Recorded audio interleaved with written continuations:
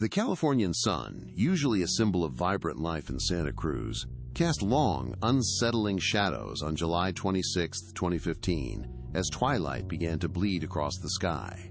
On the cracked pavement of the 200 block of Ocean Street, a single brightly colored bicycle lay abandoned, its metallic blue frame glinting faintly. Its handlebars were tilted sharply to the left, a small pink and purple plastic streamer, once dancing in the wind, now tangled lifelessly around the grip.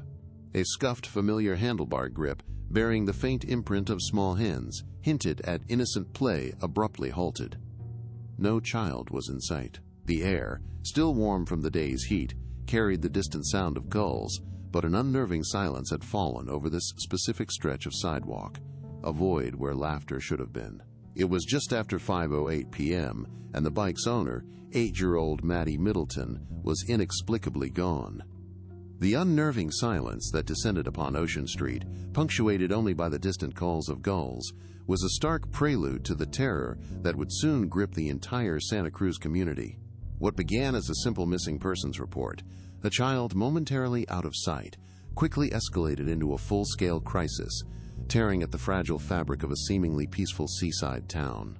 Maddy's inexplicable absence wasn't just a family tragedy, it was a profound wound opened in the collective consciousness, forcing residents to confront their deepest fears about safety and innocence. The initial moments of uncertainty gave way to a desperate, urgent search, fueled by the agonizing knowledge that with every passing minute, the flickering flame of hope grew dimmer. This narrative, like many others, delves into the harrowing reality of lives irrevocably changed by an unimaginable crime.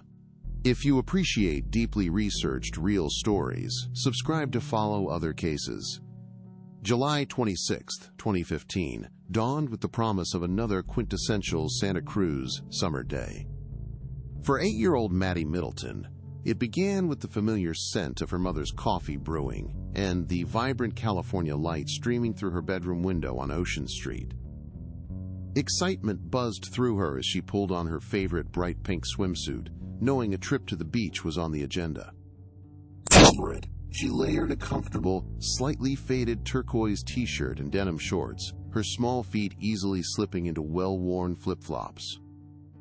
Her infectious energy was palpable, a testament to her vibrant spirit. The morning unfolded with the joyful chaos of a family heading out, beach towels slung over shoulders, the salty air already calling their names. At the shore, Maddy reveled in the cool Pacific waves, her laughter carried by the ocean breeze as she chased seagulls and built elaborate sandcastles, her face flushed with sun and pure, unadulterated happiness. As the afternoon sun began its gentle descent, painting the sky in soft hues of orange and gold, Maddy and her family returned to the apartment complex, her small backpack still sandy. Despite hours of play, her energy remained boundless, a typical trait of an 8-year-old on summer vacation. Inside their apartment, she quickly shed her damp beach attire, opting for a comfortable, light blue cotton dress adorned with tiny white daisies, a practical choice for continued outdoor adventures. Her dark brown hair, still slightly damp from the ocean, was quickly brushed and tied back with a simple elastic band. Her gaze immediately fell upon her beloved scooter, a metallic pink model with shimmering glitter wheels and a bell that chimed with a cheerful, childlike melody. It was her preferred mode of transport around the complex's paved courtyard, a symbol of freedom and innocent exploration. With the scooter clutched firmly in her hands, Maddy burst back outside, the familiar sounds of children's voices and distant traffic filling the air. She joined her friends, a small cluster of neighborhood kids, in the communal courtyard. The concrete expanse, softened by patches of struggling grass and the shade of a lone palm tree, was their impromptu playground. They engaged in a spirited game of tag, Maddy's high-pitched giggles echoing against the stucco walls of the surrounding buildings. The hours melted away, marked only by the shifting shadows and the subtle cooling of the afternoon air. Inside their apartment, Laura Jordan began preparing dinner, the comforting aroma of baked chicken and roasted vegetables wafting from the kitchen.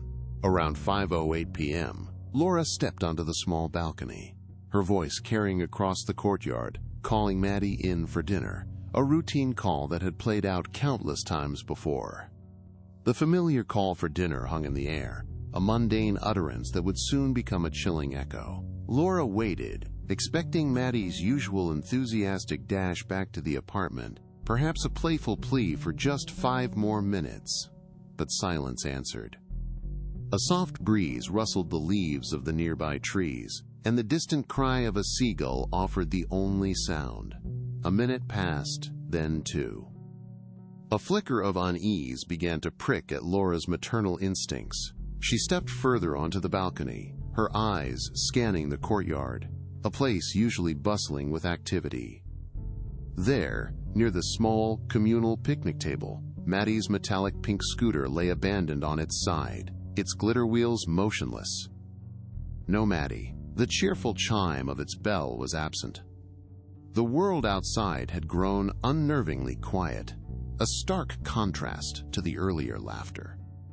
It was then, as the last vestiges of daylight surrendered to twilight, that the terrifying realization began to set in. Maddy was truly gone. The familiar call for dinner had barely faded when a chilling silence enveloped the 200 block of Ocean Street. Laura Jordan, Maddy's mother, initially dismissed the quiet as a typical childhood delay, but as minutes stretched into an unnerving void, a cold knot began to tighten in her stomach. She moved from the small balcony, her bare feet padding urgently across the worn laminate floor of their apartment, her heart pounding a frantic rhythm against her ribs. Bursting into the courtyard, she scanned the familiar concrete expanse, her eyes darting between the lone palm tree and the communal picnic table, where Maddy's metallic pink scooter lay motionless on its side. The air, still holding the day's warmth, seemed to thicken with a growing sense of dread. Neighbors, drawn by Laura's increasingly desperate calls of, "Maddy! Maddy!" emerged from their doorways, their faces shifting from curious concern to dawning alarm. The first frantic 911 call was made, a plea for help echoing into the fading Santa Cruz twilight, marking the terrifying start of an unimaginable ordeal. The initial police response, arriving roughly 20 minutes after Laura's desperate call, felt painstakingly slow, a frustrating delay that would later become a point of public criticism. A lone patrol car, its blue and red lights flashing discreetly on Ocean Street, cast an unsettling glow on the stucco walls of the apartment complex. 2 uniformed officers, their expressions professional but seemingly disengaged, began by questioning Laura. Their inquiries initially framed around the possibility of a runaway child. Did she have any arguments? Does she often wander off? They asked, their voices calm but their assumption jarring against Laura's mounting panic.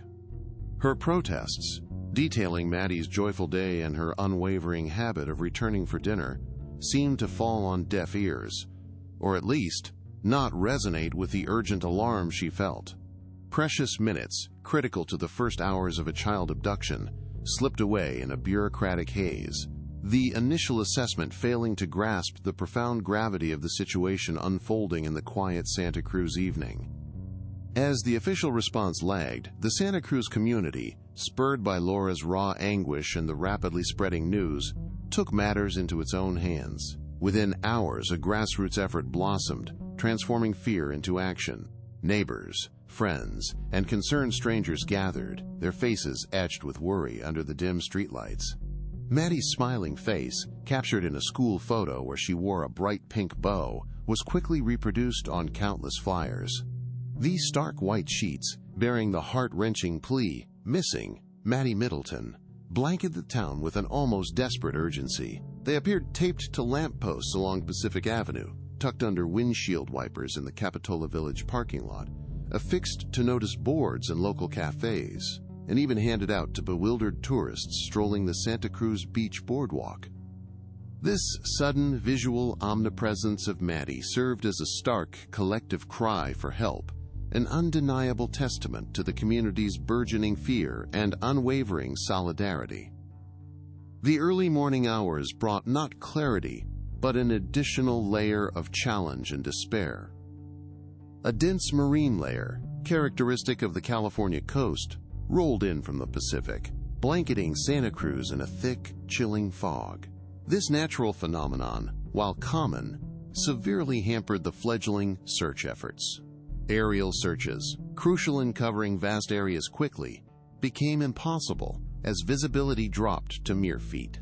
On the ground, volunteer search parties, their initial fervor now battling exhaustion and the biting dampness, combed through nearby parks like Neary Lagoon and the Pogonip Open Space Preserve, their flashlights cutting weak beams through the swirling mist. Every rustle of leaves, every discarded item, a child's shoe, a brightly colored toy, brought a jolt of adrenaline, quickly followed by the crushing weight of disappointment as they proved unrelated to Maddy.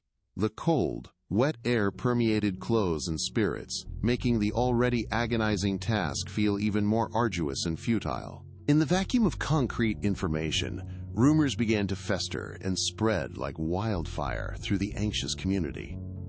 Whispers of a transient seen near the apartment complex, or an older model van spotted speeding away, circulated via social media and hushed conversations, each unverified report adding to the collective paranoia. For Laura, these unfounded theories were a cruel torment, offering fleeting, false hopes before plunging her back into deeper despair. Meanwhile, the media descended upon Ocean Street. News vans with their satellite dishes pointed skyward, amplifying the pressure on law enforcement. Public outcry grew louder, voices questioning the initial police response, the perceived lack of resources, and the frustrating absence of any tangible leads. The sheer helplessness of the situation, coupled with the gnawing fear that time was rapidly running out, created an almost unbearable tension that stretched across every street and household in Santa Cruz. As the first day bled into the second, the relentless search continued, fueled by a fragile yet tenacious hope. Weary volunteers, their faces smudged with dirt and sleep deprivation, returned to search grids, their voices hoarse from calling Maddy's name. The apartment complex, once a hub of childhood laughter, remained eerily quiet, the abandoned metallic pink scooter still a haunting, motionless sentinel where Maddy was last seen. Investigators, now fully mobilized, meticulously combed the complex and surrounding areas, but every lead seemed to dissolve into a dead end. Every door knocked upon yielding no new intelligence. The cycles of tension, followed by crushing frustration from false alarms, took a heavy toll on Maddy's family, whose phones remained agonizingly silent. The Santa Cruz community, while united in its efforts, felt an increasing weight of despair, the bright Californian sun now seeming to mock the deepening shadows of their collective fear. The relentless pressure on the Santa Cruz Police Department intensified as the first tangible lead emerged, offering a fleeting, agonizing glimpse of hope. Security camera footage, retrieved from a gas station on the outskirts of town, roughly 3 miles from Ocean Street, briefly captured a blurry image around 7:15 p.m. on the evening of Maddy's disappearance. The grainy pixels showed a small figure, possibly a child, walking beside an unidentified adult male. While the distance and low resolution made positive identification impossible, the child's size and the faint outline of what appeared to be a bright top sparked an immediate, frantic deployment of resources. Detectives, their eyes strained from hours of reviewing static, pored over the footage, attempting to enhance details, their minds racing with the possibilities, however remote. This slender thread of visual information, though tantalizing, would soon prove to be a cruel distraction, pulling the investigation into a vortex of fruitless pursuits. For the next 24 hours, the blurry gas station footage became the sole focus, consuming precious time and resources. Investigators meticulously canvassed every business, every bus stop, and every known transient encampment within a 5-mile radius of the gas station, showing stills of the indistinct figures.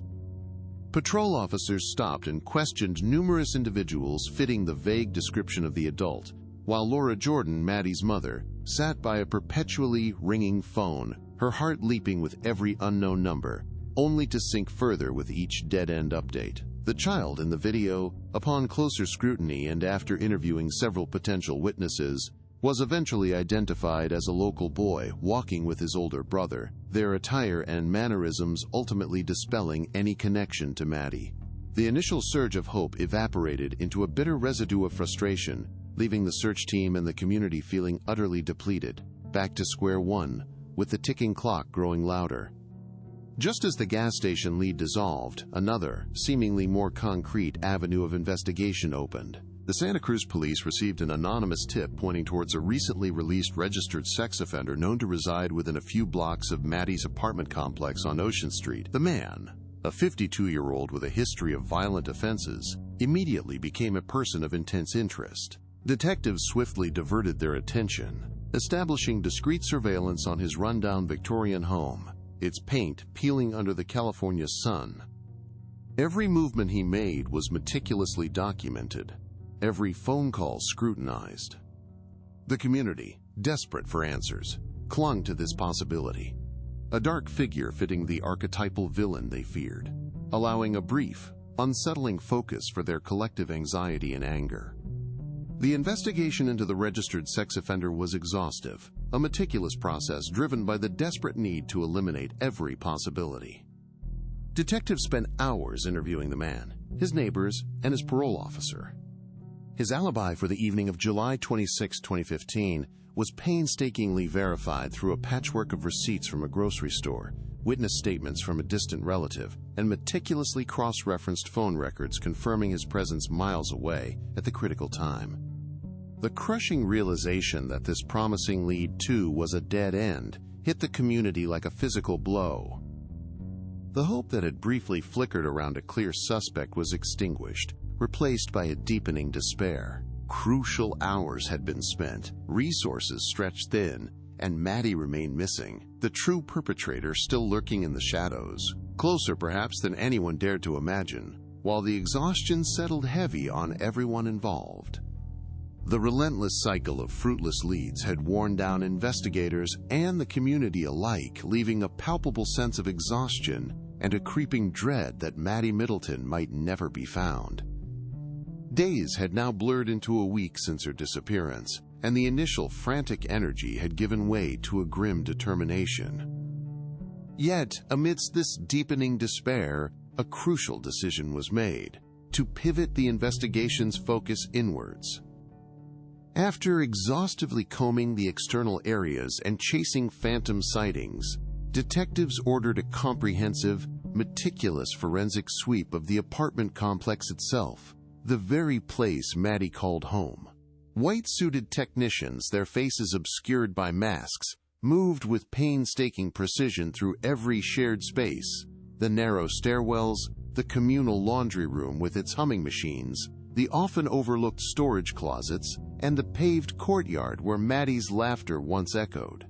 Every surface was scrutinized under UV lights, every crevice probed with tiny brushes, in a desperate search for anything, however minute, that might have been missed. It was amidst this painstaking, almost ritualistic examination on the grimy concrete stairwell leading up to the second floor, just a few doors down from Maddy's apartment, that a forensic technician made a discovery.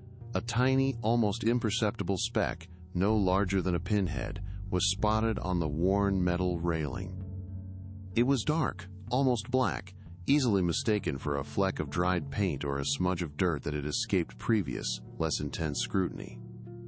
The technician, trained to see beyond the obvious, carefully isolated the sample. There was no immediate reaction, no dramatic gasp, just the methodical procedure of collection, sealing it in a sterile bag and labeling it with precise coordinates and timestamps. The initial assessment was cautious. It could be anything, another dead end in a trail of disappointments, but there was a flicker of professional intuition, a quiet hope that this minuscule anomaly might hold a secret. The sample was rushed to the Santa Cruz County Crime Laboratory, where forensic scientists embarked on a rapid DNA analysis, a process that felt agonizingly slow to the waiting investigators. Hours stretched into a tense day, punctuated by the sterile hum of equipment and the focused silence of the technicians. Then, the call came. The results were unequivocal, definitive. The minuscule bloodstain belonged to Maddy Middleton.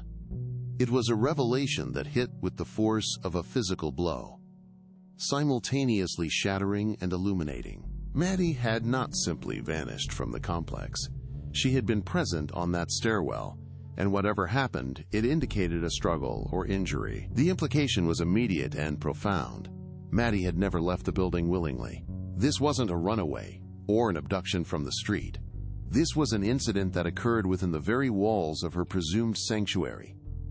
The discovery of Maddy's DNA within the apartment complex dramatically reshaped the entire investigation. The sprawling external search, which had consumed so much time and so many resources, was immediately scaled back. The focus narrowed, sharply and chillingly, to the residents of the 200 block of Ocean Street complex itself.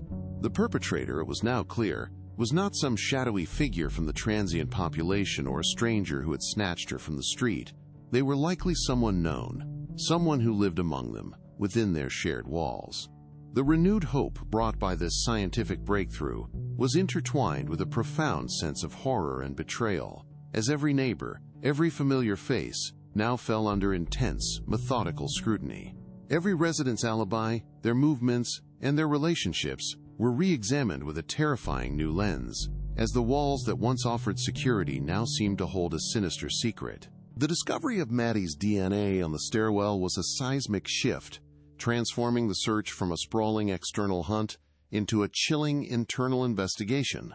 Detectives, their initial leads exhausted, now turned their gaze inward, meticulously scrutinizing every resident of the 200 block of Ocean Street apartment complex. Every alibi, every routine, every seemingly innocuous interaction was re-examined through a terrifying new lens. It was a painstaking process of elimination, cross-referencing witness statements and security footage from the complex's limited cameras. Among the residents was Adrian Gonzalez, a 29-year-old man whose apartment was just a few doors down from Maddy's. He was a familiar face in the courtyard, often seen chatting with neighbors, his presence a seemingly benign fixture in the tight-knit community, a man who had even expressed concern when Maddy first went missing. Gonzalez had initially presented himself as just another worried neighbor, even participating in the early, frantic search efforts, his face etched with a feigned concern that now, in retrospect, chilled investigators to the bone.